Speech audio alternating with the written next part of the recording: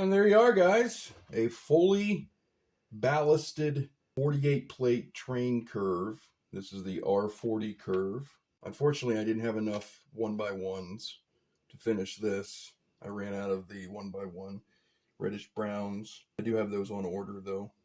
Welcome back to the channel. Let's talk about Lego. My name is Andy. Thanks for joining me. I do appreciate it. Well, we've got one more 48 curve done now, so let's go ahead and get her installed. And you can kind of tell how part intensive and how time consuming these tracks are to ballast and mills plate. That video there didn't even include the mills plate that I had to make first before I started ballasting. But yeah, it's very time consuming and very part intensive.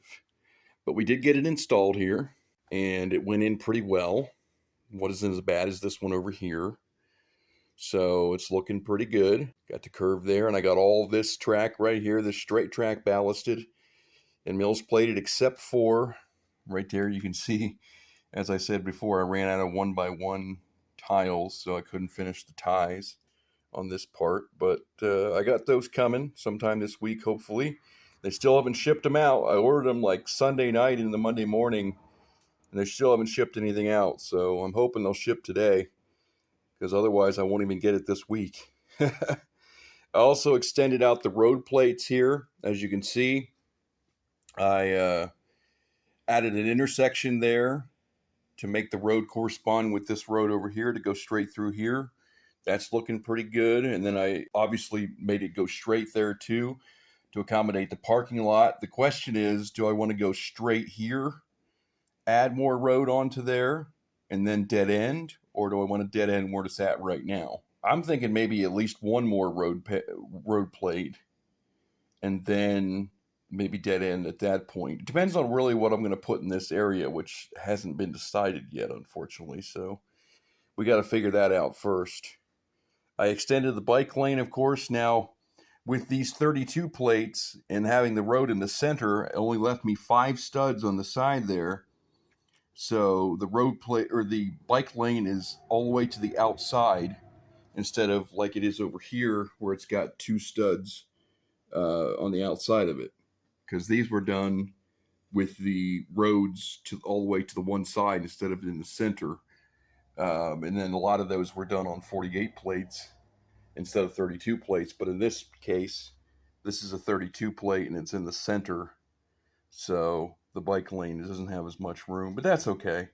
It's still on there and still got the barriers on there and everything. So it's good to go. Now here, this little gap right here, that's because of the seam of the OSB is right under here. So it's not quite smooth and level as it should be. So you have a little bit of a bump up right here. I mean, there's nothing I can really do about it, unfortunately. So that's going to be there like that. But I think it looks good otherwise. What do you guys think? Let me know in the comments. And I moved my speed champions around a bit here. I knew there had to be a way to get them on there and not take up as much space. So here's how I decided to put them on there, like 3 in a row facing this way instead of being like on an angle and out front facing the front. So yeah, it's only taking up about half the shelf now instead of the entire shelf for all the speed champions. So that's looking pretty good. Now I may end up moving my Creator Expert cars down to this shelf here because I've still got more to add. I've still got the camper van, which I've still yet to finish.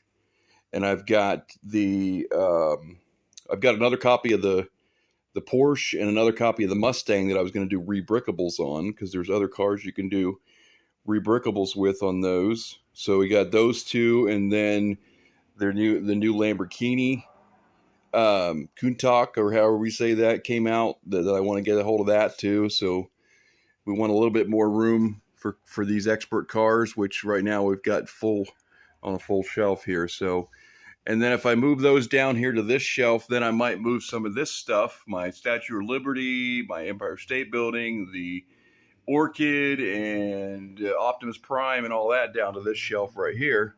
So it's a little easier to see than it is all the way up there. And then I've got Up there at the top, I've got the globe, the little mini haunted mansion, and the bird of paradise, and the Fender guitar, and then the tribute camera there for Disney. So those will probably stay up there, at least for now. And then this shelf here has the giant 747 or whatever you want to call it, airplane that was too big for the airport, and then the Galaxy Explorer there, and then the Tranquil Garden. So, of course, we got the brick heads there that we just moved. Road's looking pretty good. The railroad's looking pretty good from this point. So I got several more road plates to make and a lot more track to ballast and mills plate. I'll probably end up running out of parts before I get it all done.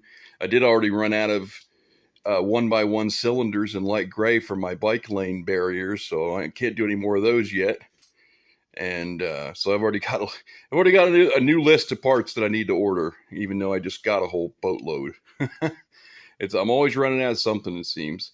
But anyway, that's about it. Thanks for coming along. I do appreciate it. Thanks for watching. If you're not subscribed to my channel, please do so. We're so close to 900 right now. And from that point, I'm sure 900 to 1,000 will go pretty quickly. I was hoping to have 1,000 subscribers by the end of August, but it's not looking that way at this point, unless I get a big surge all of a sudden, which would be cool. But, I don't know. We'll see what happens. But yeah, go ahead and subscribe, like, share. It's all good. It helps out the channel. Okay, guys. Thanks for watching. We'll see you later. All right. Bye-bye.